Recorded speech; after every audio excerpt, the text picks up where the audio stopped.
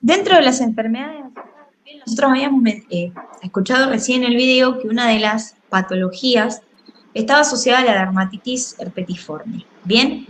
Pero también podemos pensar que un paciente puede venir al consultorio con una enfermedad celíaca cuando tiene un acné, ¿bien? A veces en el acné lo que sucede es que nos priorizamos en trabajarle el tema de la hipersecreción sebácea, el tema de los comedones, priorizamos las cremas control sebo, pero no vemos el por qué este paciente está pasando, ¿sí?, por un proceso de acné.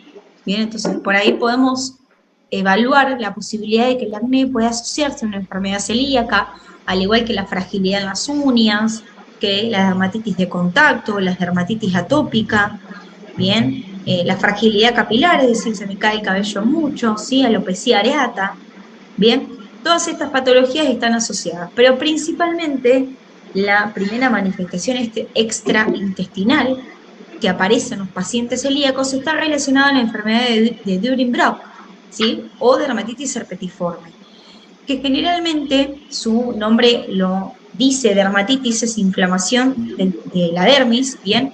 Y herpetiforme porque son en forma de vesículas, ¿sí?, de herpes. Generalmente esta manifestación extraintestinal se puede manifestar en cualquier momento porque está asociada a una enfermedad autoinmune, pero es más frecuente en los varones en la etapa adulta y en las mujeres en la etapa de la infancia. Me sucedió que he tenido dermatitis herpetiforme cuando era más jovencita y le costó que me lo pudieran diagnosticar. La realidad es que clínicamente, si nosotros observamos la dermatitis herpetiforme, lo observamos principalmente como lesiones ampollares, ¿sí?, que van apareciendo en determinadas zonas del cuerpo, pueden aparecer en la nuca, en los codos, en las rodillas, en el pecho, ¿bien? En lo cual generalmente son como una urticaria, una especie de urticaria. La realidad es que la dermatitis herpetiforme por sí sola no deja lesión. El problema es el rascado. ¿Por qué? Porque es una patología, una condición que genera, ¿sí?, prurito, ¿sí?, una sensación de rascado constante. Entonces, muchas veces al rascarse nos excoriamos, como sucede en la imagen, ven que ahí tiene lastimado, ahí también, en esta zona también. Entonces, eso genera una hiperpigmentación postinflamatoria, ¿bien? Es decir, una hiperpigmentación a causa de rascado o a causa de la lesión, ¿bien? Generalmente en todos los pacientes que tienen sensibilidad al gluten o que tienen enfermedad celíaca, el 10% de los síntomas sí están asociados a o del 10 al 20% están asociados a una dermatitis herpetiforme, pero casi el 90% no tiene, digamos, patología intestinal. A veces me dicen, la enfermedad celíaca es asintomática. La realidad es que no es asintomática. Lo que pasa es que presentan síntomas que nosotros no lo asociamos a enfermedad celíaca. Ejemplo, un acné, ¿bien? Ejemplo, fragilidad capilar. Ejemplo, una anemia, ¿bien? Nosotros vamos al médico por una anemia, ¿y qué hace el médico? Nos suplementa hierro, no nos manda a hacer el diagnóstico de enfermedad celíaca, ¿bien? Entonces, muchas veces que no haya síntomas gastrointestinales no quiere decir que no se esté desarrollando una enfermedad celíaca. A mí, fui a miles de dermatólogos y nunca me tomaron una biopsia de la dermatitis herpetiforme. ¿Bien? Generalmente, para que se haga un diagnóstico de enfermedad celíaca solamente con presencia de esta lesión, lo que tienen que hacer tanto los alergistas como los dermatólogos es tomar una biopsia. Es decir, cortan un pedacito de esta piel, ¿sí?, de esa zona, y la mandan a analizar, ¿bien? Fíjense que, si ustedes lo ven, parecen un herpes, ¿sí?, como el virus del herpes simple, el herpes zóster, ¿bien? Pero la realidad es que es una dermatitis porque produce inflamación, ¿bien? Itis significa inflamación, que es una patología autoinmune, en este caso, que se manifiesta en los pacientes celíacos, y de la única manera que esta manifestación se vaya es que el paciente inicie la dieta libre de gluten. Entonces, se toma una pequeña porción de la lesión, se la llevan a analizar, sobre todo los anticuerpos de antitransglutaminasa, Si esta lesión sale que tiene anticuerpos antitransglutaminasa positivizados, se lo asocia a una enfermedad celíaca. En base a eso, también se hace una serología, ¿bien? Y se utiliza también los análisis de la biopsia, ¿sí? La biopsia intestinal. Y se ve qué grado de lesión hay a nivel intestinal. Bien, no todos los pacientes celíacos se manifiestan igual la celiaquía. Bien, hay pacientes que solamente tienen una dermatitis herpetiforme, hay pacientes que solamente tienen anemia o intolerancia a la lactosa, hay pacientes que pueden asociarse con una enfermedad diabética, que lo vamos a ver ahora. Bien, hay pacientes que tienen solamente diarrea y no se sabe por qué tiene diarrea. Bien, o que simplemente tienen acné y no lo asociamos a esta condición. También, muchas veces, la dermatitis herpetiforme se confunde con una psoriasis, porque fíjense que es una lesión que es sobreelevada, bien, donde hay como una cierta descamación en esa zona, pero la realidad es que para que sea una psoriasis sí se tienen que dar otras condiciones. La realidad es que estas lesiones pueden aparecer en lugares muy similares a donde aparece una psoriasis, bien, pero para que se diagnostique como dermatitis herpetiforme necesitamos hacer una biopsia, bien. A veces cuando la dermatitis se va curando porque el paciente comenzó la dieta libre de gluten, se hace ese tipo como de, no sé si la palabra es escoriación, pero como ese tipo de descamación. Entonces, el que te lo ve parece que tiene una psoriasis, pero en realidad no son psoriasis, son ampollas asociadas al virus del herpes, ¿sí? Por eso se llama dermatitis herpetiforme, ¿bien? Porque tienen una forma determinada, ¿bien? ¿Qué podemos y qué no podemos hacer frente a una dermatitis herpetiforme? Mientras está transcurriendo la enfermedad, nada. O sea, no la enfermedad, la lesión, nada.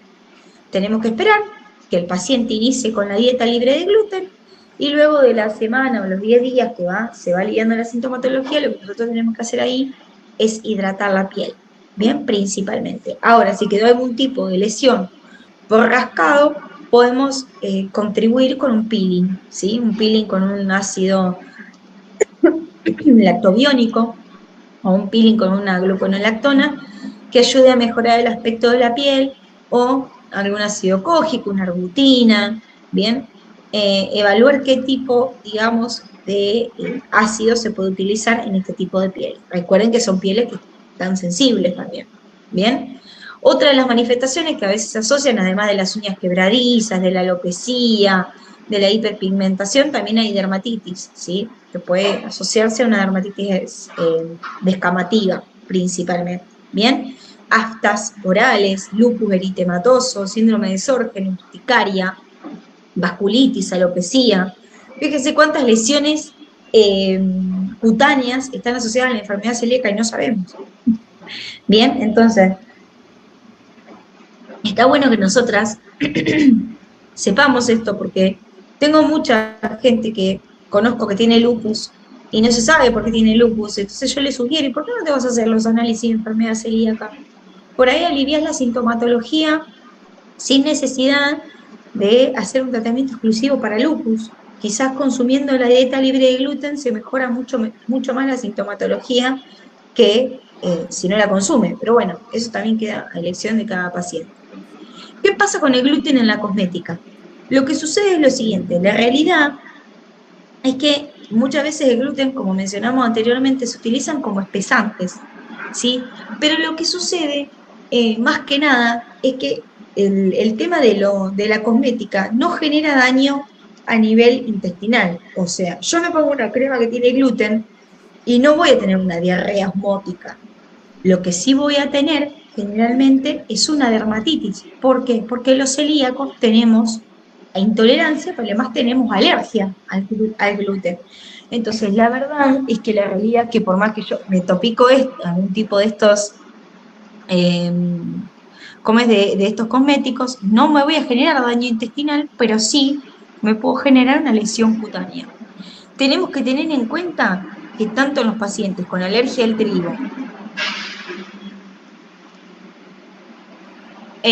y si vos, por ejemplo, te colocaste una crema en las manos que tenía gluten e hiciste esto, lo más probable, no que te tragues la crema, sino que lo más probable es que desarrolles algún tipo de lesión, un afta, bucal, por ejemplo, y si te chupaste el dedo y lo tragaste, podés tener alguna especie muy leve, porque no llega sangre en realidad, de malestar estomacal, pero la realidad es que más que nada vas a tener una manifestación cutánea. Mira, a mí me pasó que se me reían y me decían, no, no puede ser. Hace unos años atrás fui a una fiesta, bueno, les cuento de mi juventud, fui a una fiesta y tenía un chico bailando al lado mío, hizo así, me tiró cerveza acá, acá y acá. Al otro día parecía que me habían dado una piña así directo en la mejilla, o sea, tenía un proceso inflamatorio, como el ojo así, como para arriba, acá en el pecho donde me había mojado, porque encima había baños ecológicos, esos baños que no, o sea, no sé cómo se le llaman, esos baños ecológicos, sí, donde no me pude lavar, entonces me quedé con el ojo mojado con la cerveza, y bueno, y me generó un proceso inflamatorio en la zona pungular, bien debajo de las ojeras, y tuve una reacción alérgica 2 o 3 semanas en la zona del pecho. Y hace unas semanas atrás, en el verano, mi sobrina comió budín arriba de mi pierna y bueno, me generó una urticaria. Así que bueno, en lo que es a mí, me genera lesión bastante como que me dura. Me tuve que poner una crema con activos reparadores, con óxido de zinc, con cloruro de benzalconio, ¿sí? Que lo usamos mucho en Argentina, y vitamina A para poder reparar el tejido porque me moría de la picazón. Por eso hay que tener cuidado y leer bien los rotulados, ¿sí? Lo que yo comentaba ayer en uno de los cursos cuando veíamos los cosméticos es que si yo tengo dudas respecto a un cosmético, tengo que llamar al laboratorio. Me pasó en un laboratorio que me compré una crema que tenía un triguito tachado y no decía Sintac. ¿Qué hice? Me la puse en el rostro porque era un principio activo para pasarme la radiofrecuencia. Yo asocié a que la urticaria que me dio en el rostro era porque me había pasado la radiofrecuencia. Digo, ¿cómo puede ser si nunca me pasó esto? Entonces un día leyendo me di cuenta que tenía Triticum vulgare, ¿sí? Que es un derivado del trigo que se utiliza mucho en la industria cosmética, el principio activo.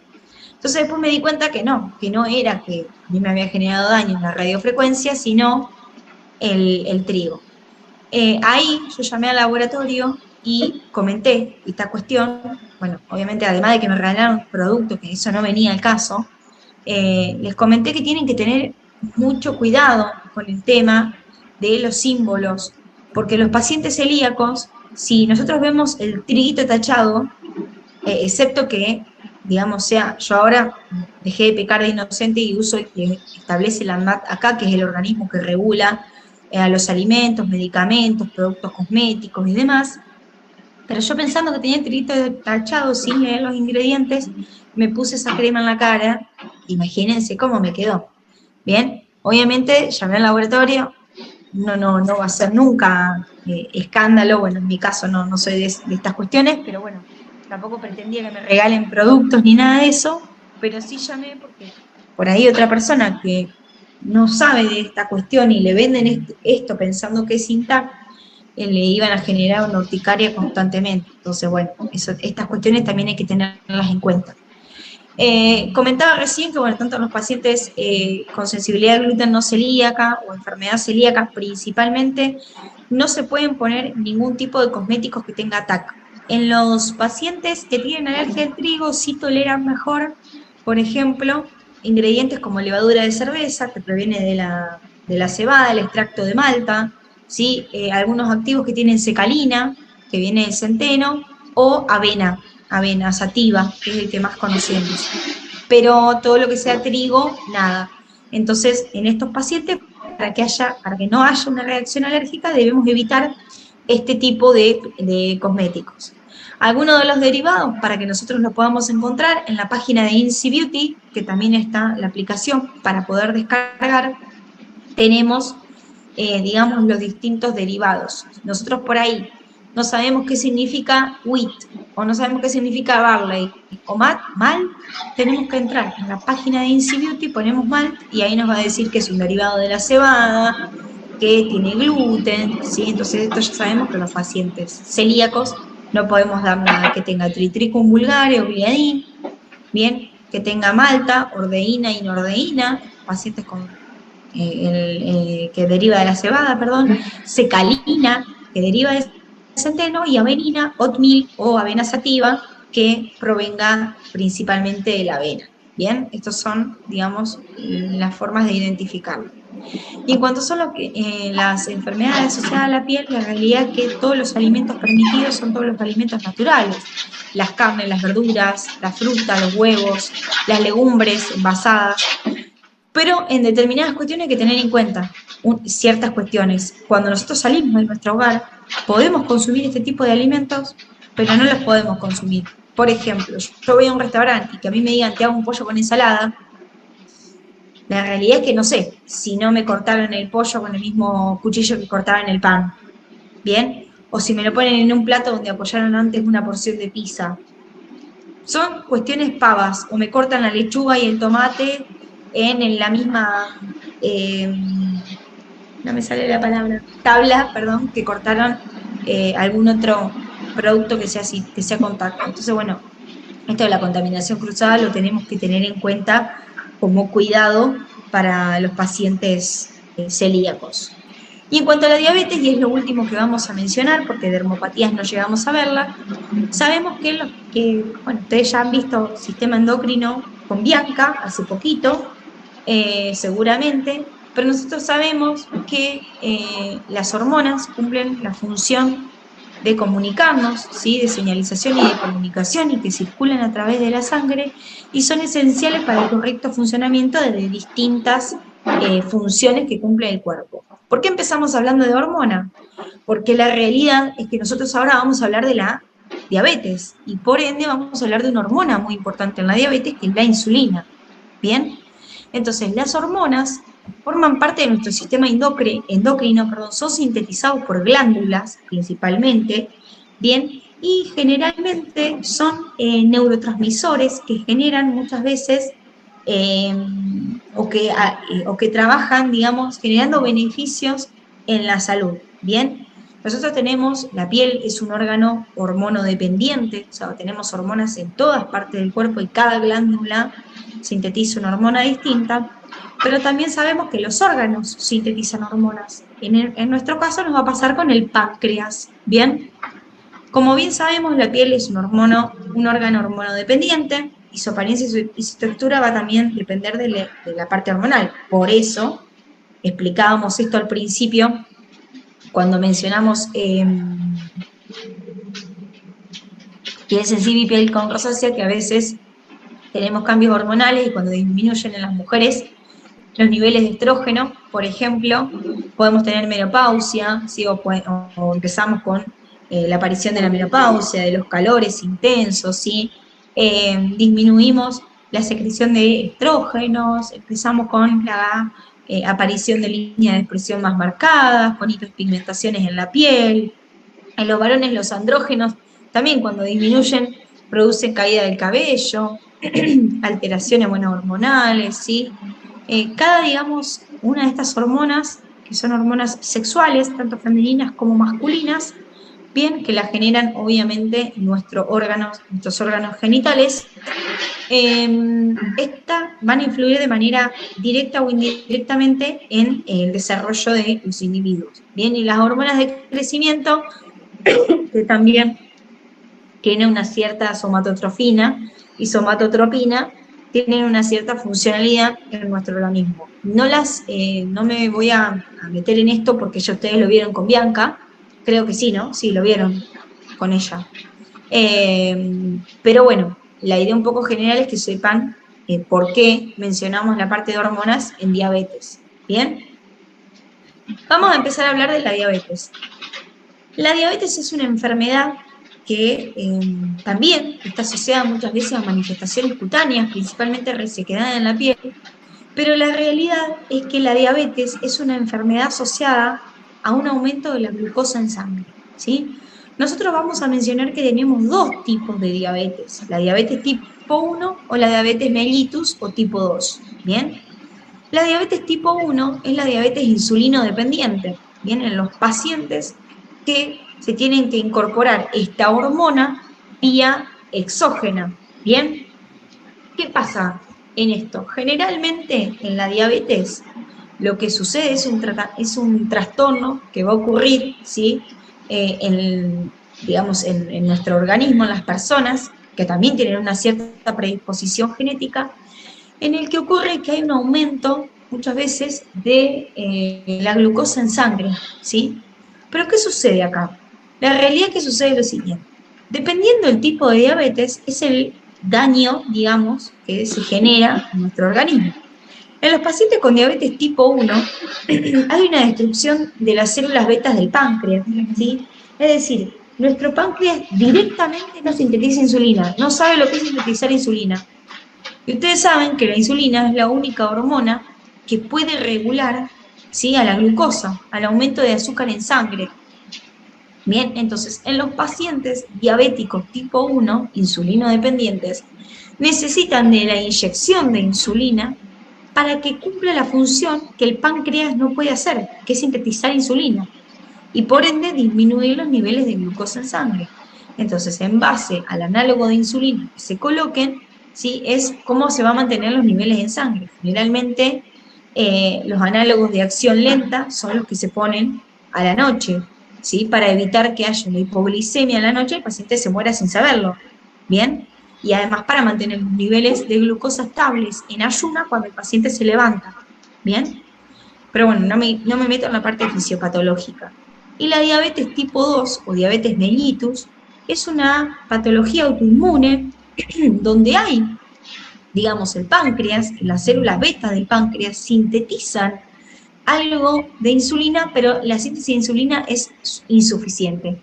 Es decir, no hay una destrucción total de las células beta del páncreas, pero estas células tienen una especie de destrucción, entre comillas, parcial, donde yo siempre digo, doy el mismo ejemplo. Si yo tengo una manguera finita, saco menos agua. Si tengo una manguera más gruesa, saco más agua. Bueno, cuando el páncreas tiene un déficit en la síntesis de insulina, la insulina que se sintetiza es insuficiente para poder, digamos, o sea, para poder disminuir los niveles de glucosa en sangre como debería suceder. Entonces, ¿qué pasa? Se genera una patología autoinmune donde el paciente no tiene que inyectarse insulina, pero necesita de dos complementaciones. La metformina, que es la droga del antidiabético oral, y la alimentación, ¿sí?, que juega un rol primordial en estas cuestiones.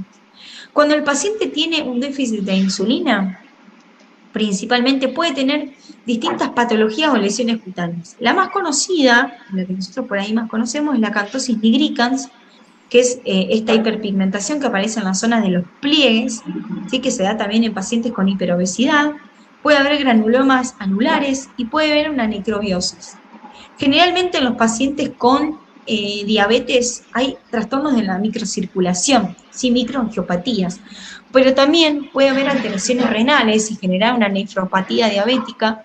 Y hay muchos pacientes que si no se le hace un diagnóstico precoz y si el paciente no se trata la diabetes, puede quedar ciego porque puede generar una retinopatía o puede tener amputación en los miembros cuando hay infecciones bacterianas o cuando el paciente no se cuida porque los niveles de azúcar en sangre pueden necrosar los tejidos y por ende generar una, me sale urticaria, pero no es urticaria, bueno, es una lesión que se genera gangrena, tipo un engangrenamiento o una necrosis total del tejido y esto genera amputación de los miembros. ¿Bien? Conozco varios pacientes que no han hecho las cosas como las tenían que hacer y quedaron ciegos por una diabetes. ¿Bien? Generalmente los pacientes con diabetes que no están tratados o que están tratados pero que por ahí no hacen las cosas como las tienen que hacer, son más propensos a infecciones bacterianas, micóticas, ¿sí?, de virus, de hongos, de bacterias. Hay que cuidarles bien la piel, por eso el tratamiento del cosmetólogo es muy importante porque los pacientes diabéticos que están bien tratados y que hacen las cosas bien, lo podemos tratar súper bien, o sea, como un paciente, entre comillas, normal. Pero los pacientes que por ahí son medio rebeldes, tenemos que mantener las piernas y los brazos y la piel principalmente hidratada para que no haya una deshidratación y para que la piel no se reseque, no se tienda a lastimar y por ende, ¿sí?, no se generen lesiones que puedan afectar el día de mañana y generar daños mucho más severos. Generalmente los pacientes con diabetes tienen más tendencia a contagiarse infecciones o a tener infecciones bacterianas en las uñas, ¿sí? O forúnculos, que están asociados a bacterias como lo que son el estafilococo, principalmente, impétigo, celulitis, foliculitis, ¿sí? Generalmente es en pacientes que, bueno, obviamente son rebeldes al tratamiento y no se quieren cuidar, no aceptan que tienen esta enfermedad y por ende sí o sí tienen que, como es que, bueno, sí o sí se contagian algún tipo de estas bacterias. Infecciones micóticas sí pueden tener, porque en los pacientes con diabetes también hay infecciones como candidiasis, ¿sí? Que son infecciones de hongos y fungicidas, donde el paciente obviamente tiene que ir al médico, tanto sea su diabetólogo como al dermatólogo, para que lo ayude con el tratamiento, ¿sí? Y le dé alguna pastilla o algún tratamiento para evitar estas infecciones micóticas, alteraciones fungicidas, fíjense, los hongos que aparecen en la parte de los entrededos y en la zona del pecho, que están relacionadas a la tiña, ¿sí? A la tiña unguial o a la piel de atleta, bien, que también son infecciones micóticas o fúngicas, donde participa la Candida albicans o también está la pitiriasis versicolor, que es otro de los hongos que también pueden afectar a los pacientes con diabetes. La realidad es que mientras los pacientes tengan estas lesiones, nosotras como cosmetólogas no podemos hacer nada. Las nutricionistas sí tenemos que hacerle entender al paciente que es importante que haga la dieta correctamente, que consuma la metformina en las cantidades adecuadas, bien, en la cantidad que la tenga que consumir, para evitar que el día de mañana este paciente tenga algún tipo de daño determinado. Bien, la acanthosis nigricans, que creo que la vamos a mencionar posteriormente también, es esa hiperpigmentación que aparece en la zona del pliegue, que se da principalmente por una resistencia a la insulina, en los pliegues del codo, en las axilas, ¿sí? La realidad es que esta hiperpigmentación que aparece por resistencia a la insulina, nosotras no le podemos ni siquiera hacer peeling, porque no es una hiperpigmentación causada por el sol, ni por un medicamento, bien, es una resistencia a la insulina. La única manera que esta lesión, entre comillas, se merme o desaparezca, es que el paciente haga las cosas como las tiene que hacer, bien, o sea, bien. Y en las dermopatías diabéticas son manchitas que aparecen generalmente en los miembros inferiores, en la zona de los tibiales, principalmente en la media pierna baja, que son manchas como placas eritematosas, pero de color amarronada, de color ovalada, que están asociadas a una microangiopatía, ¿sí? A un problema circulatorio, pero que la realidad es que la causa en sí es desconocida, o sea, no se sabe por qué se produce esta dermopatía diabética. Bien, es común en los pacientes encontrarlas. Si estos pacientes por ahí no se cuidan más, estas máculas pueden como necrosarse. Fíjense que la piel la tiene deshidratada en la zona del costado. Entonces a veces cuando se rascan sobre la lesión, ¿sí? Por el tema de la circulación, se tienden a lastimar y muchas veces la dermopatía diabética está asociada en pacientes que tienen neuropatías o nefropatías diabéticas, ¿sí? Y que también obviamente pueden llevar a la aparición de una retinopatía. Bien, son máculas de pequeño tamaño, de color amarronada. Generalmente no deben, o sea, dejan cicatrices, presentan cicatrices bien circunscritas, al principio no, pero después sí, porque el paciente se tiende a rascar también por la resequedad en las piernas. Por eso es importante que tengamos en cuenta de darle principios activos adecuados, como vitamina A, vitamina E, bien, por ejemplo, principios activos hidratantes, humectantes, que a estos pacientes le pueden ayudar a mantener la piel elástica, bien, y evitar esto, ¿sí? Esta resequedad en las piernas y por ende escoriación. También tenemos manifestaciones cutáneas por rascado, que están asociadas a la picazón. Muchas veces la picazón es muy común en los pacientes diabéticos que se rascan por esta mala circulación o vuelven de caminar y el paciente dice, me pica las piernas y hacen este movimiento, rascándose las piernas. Esto sucede cuando hay un trastorno circulatorio que muchas veces genera una picazón en la parte inferior, principalmente de las piernas. Y como le mencioné recién, una de las afecciones más conocidas en los pacientes diabéticos es la acantosis nigricans. La acantosis nigricans es una lesión que ocurre muchas veces en los pacientes con diabetes por el tema de que hay una resistencia a la insulina, ¿sí? Principal, y sobre todo cuando los pacientes ante esta resistencia a la insulina, entre comillas, se dejan estar y no hacen el tratamiento como tienen que hacerlo, aparece esta hiperpigmentación en la zona de pliegue de los cuellos, de las axilas, de los codos. Es muy común que aparezcan pacientes no solamente con diabetes, sino con obesidad, ¿sí? Cada vez, desafortunadamente, veo más niños con acantosis nigricans, con resistencia a la insulina, y la verdad es que esta lesión, entre comillas, merma o desaparece levemente cuando el paciente, bueno, hace la dieta como corresponde y consume el antidiabético oral.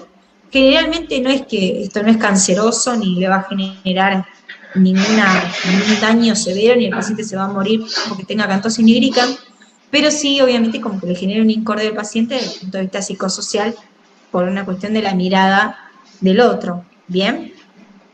La piel amarilla, muchas veces los pacientes que tienen nefropatías diabéticas tienen problemas circulatorios y tienen problemas a nivel renal. Esto genera un aumento de la bilirrubina, de la ictericia, a nivel, obviamente, riñón, a nivel hígado también, principalmente, más que de riñón, y genera que la pigmentación de la piel se ponga como más amarillenta, ¿sí? Cuando están en los niveles de azúcares mucho más arriba de lo normal. Ahora todos nos vamos a empezar a ver las manos, a ver si tenemos las manos amarillas o no. Bien, y generalmente, bueno, se empieza a afectar al colágeno, que es el que le da, digamos, la fuerza y la elasticidad de la piel, porque es una proteína muy importante en la cual se ve afectada también en los pacientes con manifestaciones cutáneas diabéticas. El eritema diabético también es muy común en personas de edad avanzada que aparecen en los miembros inferiores principalmente, y son manchas que a veces también aparecen en la cara y que están asociadas también a un aumento del azúcar en sangre, principalmente. Bueno, ya esto, la necrobiosis ya ahí está, como yo les comenté recién, cuando no se tratan o cuando no hacen las cosas como tienen que hacer, los tejidos se necrosan, y si esto se necrosa mucho más y ya se empieza a consumir todo el tejido y el hueso, se deben amputar los miembros, ¿bien? Sobre todo el miembro inferior. También está la xantomatosis eruptiva, que son como mini verrugas que aparecen en los pacientes que tienen diabetes tipo 1 principalmente, que son insulina dependientes, perdón, y pueden aparecer en distintas zonas, ¿sí? Son otros tipos de erupciones que en realidad la etiología es desconocida, pero está asociada al aumento de azúcar en sangre por esta resistencia a la insulina. ¿Qué tenemos que hacer con los pacientes diabéticos? Principalmente, bueno, evitar que el paciente tenga resequedad en los miembros, ¿sí?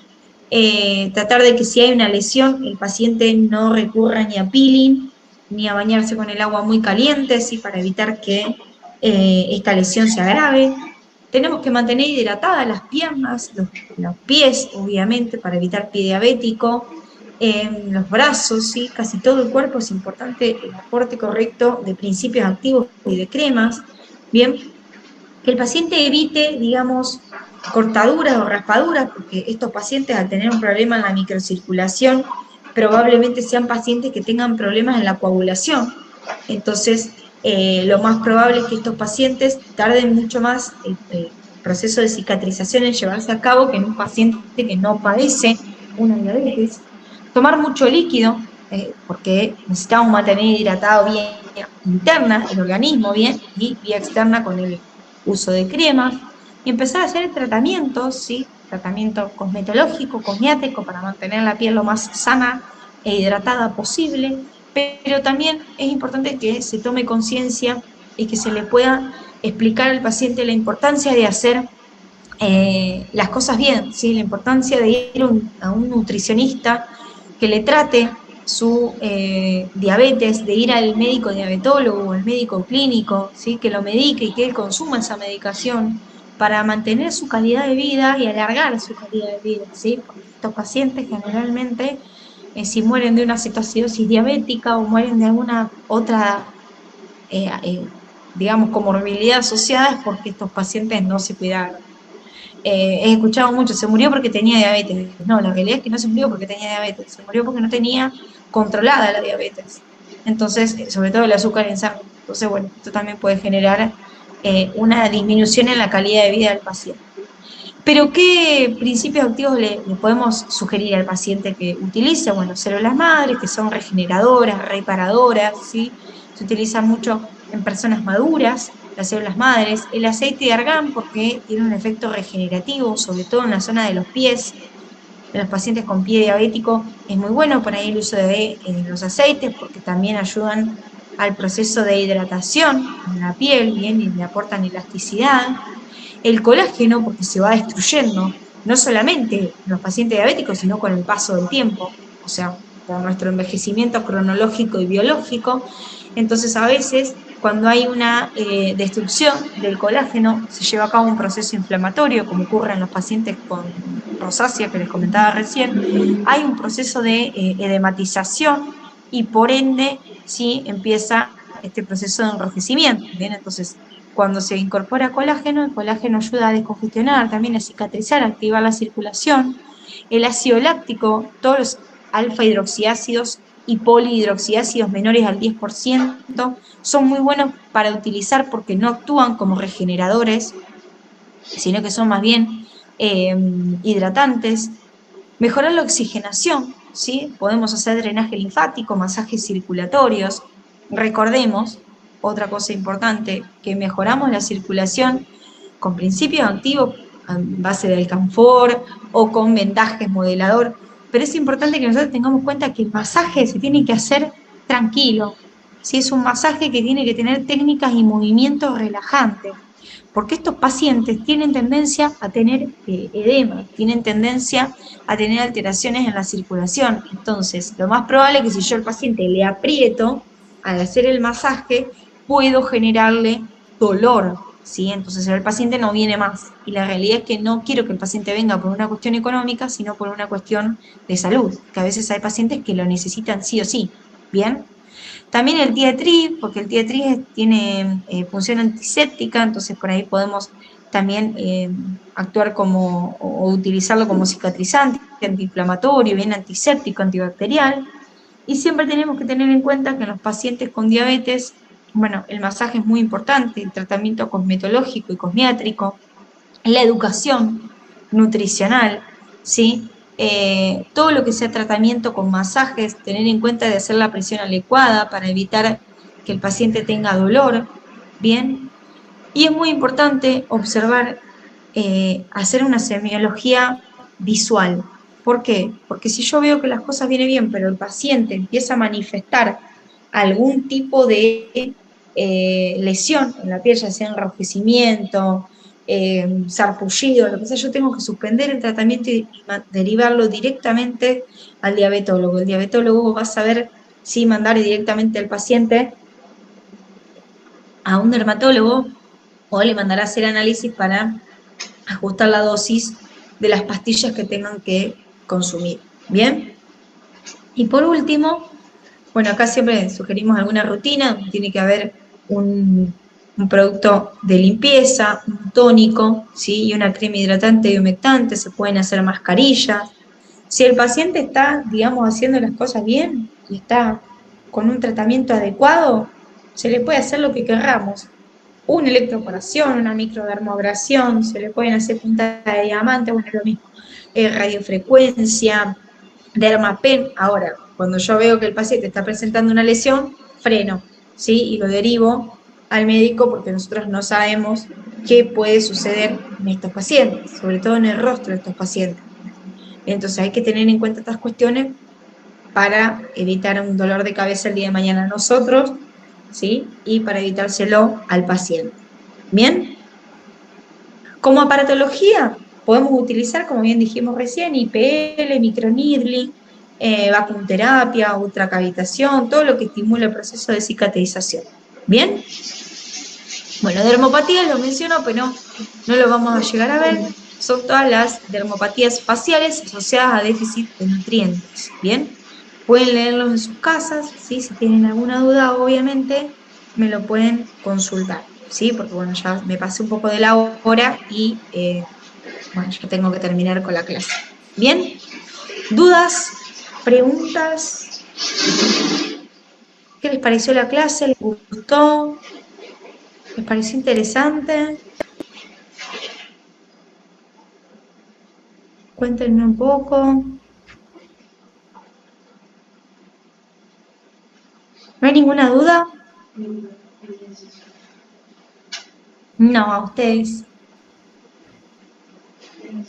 Bueno, seguramente nos vamos a volver a ver en alguna otra clase.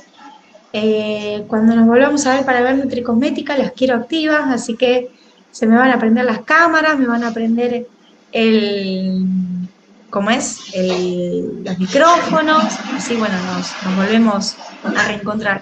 La verdad, Ivette, no tengo idea, no sé por qué clase van ustedes. Creo que les queda dos clases más, me parece. No estoy segura, te mentiría si te dijera que es la última clase. Lo que puedes hacer es mandarle un mensajito en el celu de Omnia y preguntar, porque las chicas de administración son las que por ahí se encargan de eso y te van a saber asesorar mejor que yo. Yo te voy a decir cualquier cosa, si no, es la realidad. Bueno, sí, me alegro que te haya resultado linda la clase. Bueno, un placer estar acá frente a esta clase. Me encantó, bueno, darles la clase para ustedes. Perdónenme si me fui por la tangente, como que me compenetro mucho porque me gustan mis dos profesiones, así que compenetro mucho con la parte nutricional y bueno, soy muy respetuosa también de las patologías cutáneas, así que es muy importante que lo sepamos para realizar un trabajo interdisciplinario y un trabajo en equipo. Bien, bueno, les deseo lo mejor, nos vemos si Dios quiere en las próximas clases y cualquier duda pueden mandar al celu de Omnia y las chicas me las mandan a mí. Bien, bueno, lo mejor, feliz, digamos.